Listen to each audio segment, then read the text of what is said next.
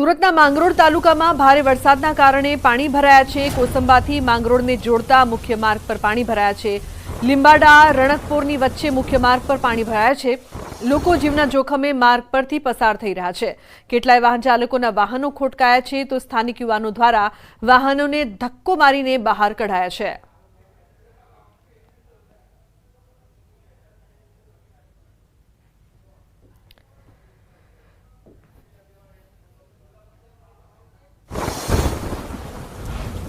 તો સુરતના લિંબાયત વિસ્તારમાં મીઠી ખાડીમાં પાણીનું લેવલ વધ્યું છે। પાણી વધારો થતા ઘરોમાં ફસાયેલા લોકોને બોટ દ્વારા બહાર લાવવામાં આવી રહ્યા છે। સમાજસેવી સંસ્થાઓ દ્વારા પાણીમાં ફસાયેલા લોકોને જમવાના સાથે પાણી પહોંચાડવામાં આવી રહ્યું છે।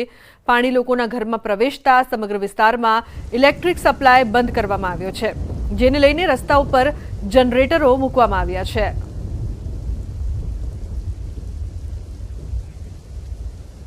તો સુરતમાં પણ સતત વરસાદ, ઘરમાં પાણી ફરી વળતા વીજળી પણ ગુલ થઈ છે। જ્યાં નજર કરો ત્યાં પાણી જ પાણી। આ જે દ્રશ્યો છે તે સુરત શહેરના છે, પરંતુ એવું લાગી રહ્યું છે કે જાણે કોઈ નદીમાંથી વ્યક્તિ પસાર થતો હોય એટલું પાણી છે। લિંબાયતમાં ઘરોમાં ફસાયેલા લોકોને બોટથી બહાર કાઢવામાં આવી રહ્યા છે। તેમને જે જરૂરિયાતની વસ્તુઓ છે તે પહોંચાડવાનો પ્રયાસ કરવામાં આવી રહ્યો છે।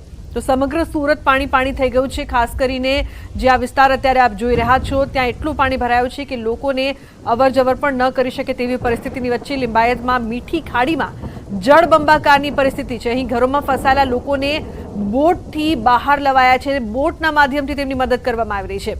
સુરતના દ્રશ્યો જેમાં સમગ્ર સુરત જળબંબાકાર થઈ ગયું હોય તેવા દ્રશ્યો અહીંયા સામે આવી રહ્યા છે। ઉલ્લેખનીય છે કે લોકો પણ ફસાયા છે, બહાર નીકળી શકે તેવી પરિસ્થિતિ પણ નથી। તો સુરત પર્વત પાટિયાથી ગોડાદરા રોડ પાણી પાણી, રસ્તાની બંને તરફ પાણી જ પાણી। કમર સુધીના પાણીમાંથી લોકો જવા મજબૂર બન્યા છે। માધવબાગ, કૃષિ વિહાર, નંદનવન, વ્રજભૂમિ, શ્રીવર્ધન, સત્યમ શિવમ અને સુમન આવાસમાં રહેતા લોકો પાણીમાં ફસાયા છે। કાપડ વેપારીથી લઈને જુદા જુદા વેપારના લોકો વ્યવસાય પણ જઈ ન શક્યા। આ વિસ્તારમાં રહેતા લગભગ 5000 જેટલા ઘરના 15 થી 20 ઘર લોકો પાણી વચ્ચે કેદ થયા છે। બાળકો 3 દિવસથી શાળાએ પણ નથી જઈ શક્યા। ફાડીને લઈ સર્જાતા સ્થાનિક લોકોમાં ભારે રોષ છે। ખાડીની સમયસર સફાઈ ન કરાયા હોવાનું પણ લોકોનો આક્ષેપ। આ પૂર કુદરતી નથી પરંતુ માનવ સર્જિત છે એવું લોકો કહી રહ્યા છે। પહેલા આ વિસ્તારમાં 15 ઇંચ પણ પાણી આવતું ન હતું। છેલ્લા 4 થી 5 વર્ષથી 4 ઇંચ વરસાદમાં પાણી ઘરોની બહાર આવી જાય છે। તાપી શુદ્ધિકરણના નામે 2 ખાડી ભેગી કરી દેવાતા દર વર્ષે પૂર સર્જાય છે। સ્થાનિક વેપારીઓ અને લોકોમાં ભારે આક્રોશ છે।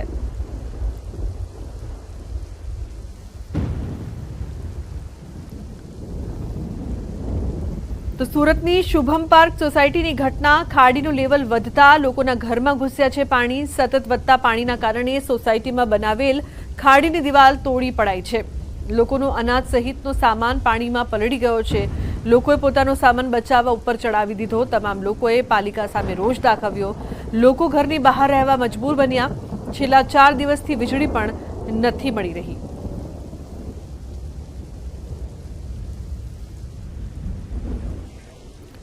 તો મહત્વનું છે કે સુરતમાં તમામ વિસ્તાર પાણી પાણી છે। કારણ છે કે ખાડીનું લેવલ વધતા લોકોના ઘરમાં પાણી ઘૂસી રહ્યું છે, પરંતુ જે પ્રકારથી ખાડીનું લેવલ વધે છે તેને લઈને કોઈ કામગીરી કરવામાં નથી આવતી તેવું લોકો આક્ષેપ કરી રહ્યા છે। દર વર્ષે આ પરિસ્થિતિ થોડાક જ વરસાદમાં ખાડીનું લેવલ વધે છે અને પાણી છે તે સોસાયટીમાં ફરી વળે છે। એટલું જ નહીં પરંતુ ઘરોની અંદર પણ પાણી ઘૂસી ગયું છે, જેના કારણે લોકોને હાલાકીનો સામનો પણ કરવો પડી રહ્યો છે। પરંતુ દર વર્ષે ખાડીની આ જે સમસ્યા છે તેનું નિરાકરણ કેમ નથી કરવામાં આવતું? હાલ શુભમ પાર્ક જે છે તેના દ્રશ્યો અત્યારે આપ જોઈ રહ્યા છો સુરતના, જ્યાં પાણી વધતા ઘરોમાં પાણી ઘૂસી ગયું છે। લોકોને પારાવાર મુશ્કેલીનો સામનો કરવો પડે છે।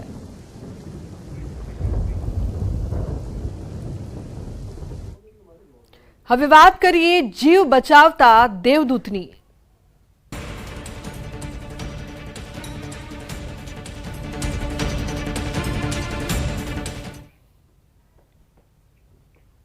તો સુરત જિલ્લાનું બલેશ્વર ગામ પણ બેટમાં ફેરવાયું છે। અહીં પણ જ્યાં જુઓ ત્યાં પાણીએ પોતાનો અડ્ડો જમાવ્યો છે।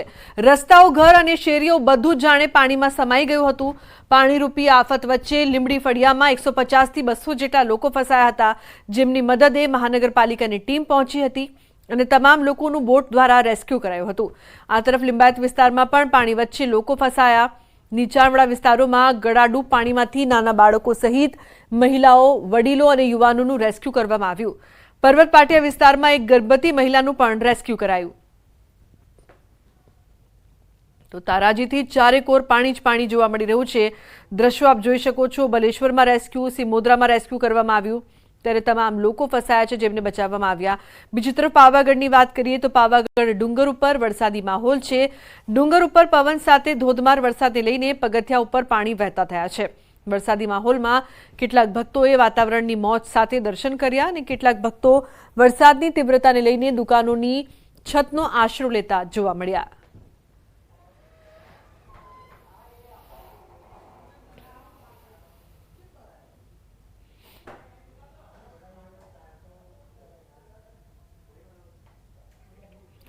તાપીના વ્યારા તાલુકાના પૂર્વપટ્ટી જંગલ અંતરિયાળ વિસ્તારમાં ભારે વરસાદ વરસ્યો છે। લખાલીથી ચીચબરડી, વડપાડા, રાણી આંબા, ઢોંગી આંબા, વાલોઠા, ભૂરીવેલ, લખાલી આ 7 ગામોને જોડતો કોઝવે હાલ પાણીમાં ગરકાવ થયો છે। ધસમસતા પાણી આવતા 7 ગામો સંપર્ક વિહોણા બન્યા। આ કોઝવેની આગળ એક સરકારી ઉચ્ચતર માધ્યમિક શાળા અને સરકારી આરોગ્ય કેન્દ્ર આવેલું છે। પાણીના કારણે અહીંના મેડિકલ ઓફિસર, શિક્ષક, વિદ્યાર્થીઓ તેમજ ગ્રામજનો અને દર્દીઓને ભારે હાલાકીનો સામનો કરવો પડ્યો છે।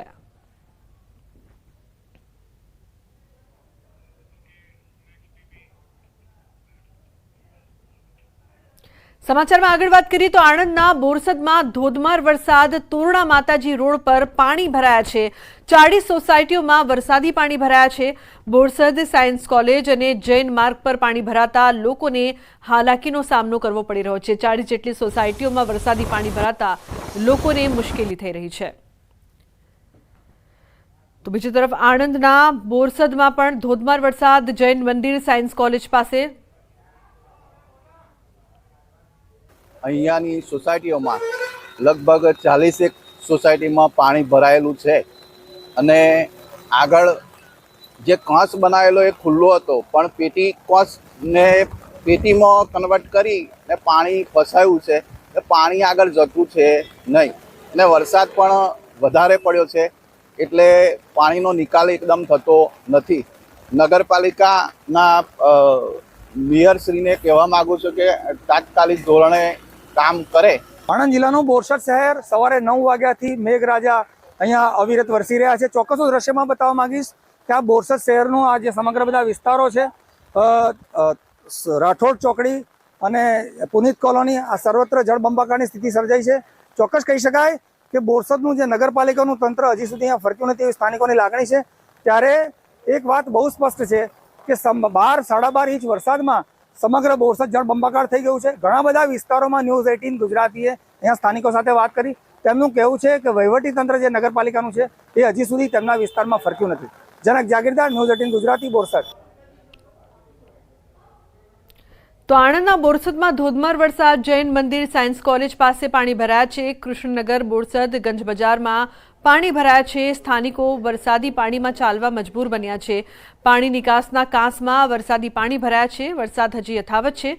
બોરસદ, પુનિત કોલોની, રાઠોડ ચોકડી, બોરસદ ચોકડી, શોપિંગ સેન્ટર, બોરસદ, તોરણ માતાજી રોડ સર્વત્ર પાણી પાણી। બોરસદ ગંજ પાસે દિવાલ પણ ધરાશાયી થઈ છે। તો આણંદ કલેક્ટર પ્રવીણ ચૌધરી અને બોરસદ ધારાસભ્ય રમણ સોલંકી બોરસદ પહોંચ્યા છે અને બોરસદનું નિરીક્ષણ કર્યું છે।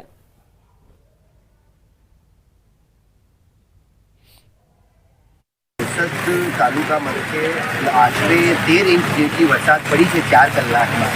4 કલાકમાં 13 ઇંચ વરસાદ પડેથી ઘણા બધા વિસ્તારોમાં જે નીચાણના વિસ્તારો છે ત્યાં પાણી ભરાઈ ગયા છે અને આના લીધે અત્યારે SDRFની જે જિલ્લામાં એક ટીમ બોરસદમાં સ્ટેન્ડ બાય કરેલી છે અને અમુક નીચાણવાળા વિસ્તારમાંથી રેસ્ક્યુની કામગીરી પણ અત્યારે થઈ રહી છે। SDRFની ટીમની જરૂર પડી તો પણ તાત્કાલિક SDRFની ટીમ પણ આવી ગઈ છે અને કેટલાક લોકોને રેસ્ક્યુ કરવાના છે તે રેસ્ક્યુ પણ કરી રહ્યા છે। પરંતુ તંત્રની તમામ પ્રકારની તૈયારી અને નગરપાલિકા તંત્રની તમામ તૈયારી કારણે હજુ સુધી કોઈ એવી મોટી જાનહાની પણ થઈ નથી। તો આણંદના બોરસદ તાલુકામાં સવારે 8 વાગ્યાથી બપોરે 2 વાગ્યા સુધીમાં 14 ઇંચ જેટલો વરસાદ ખાબક્યો। ભારે વરસાદથી ઠેર ઠેર પાણી ભરાયા હતા। આ વરસાદ પડતા જિલ્લા કલેક્ટર બોરસદના ધારાસભ્ય નીચાણવાળા વિસ્તારોમાં દોડી આવ્યા હતા. નીચાણવાળા વિસ્તારોમાં ફસાયેલા કેટલાક લોકોનું રેસ્ક્યુ કરવામાં આવ્યું. બોરસદની આસપાસના ઘણા ગામોના રસ્તાઓમાં પાણી ભરાતા હાલ પૂરતા તેમને બંધ કરી દેવામાં આવ્યા છે.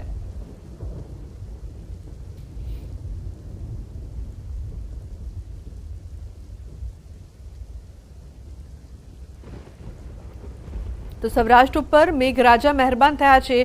સૌરાષ્ટ્રના દેવભૂમિ દ્વારકા, જામનગર, રાજકોટ, મોરબીના ડેમ છલકાયા. દેવભૂમિ દ્વારકા જિલ્લામાં 12માંથી 10 જેટલા ડેમ 100% ભરાયા છે. જામનગર જિલ્લાના 21માંથી 13 જેટલા ડેમ 100% ભરાયા છે. આ 7 જિલ્લાના 76 ડેમમાં નવા નીર આવ્યા છે.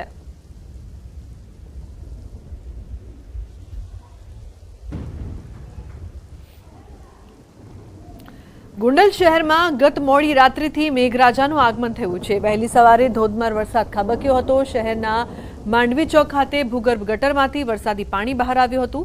વરસાદ વરસતા વાતાવરણમાં ઠંડક પ્રસરી. શહેરના રાજમાર્ગો પર વરસાદી પાણી ફરી વળ્યા હતા.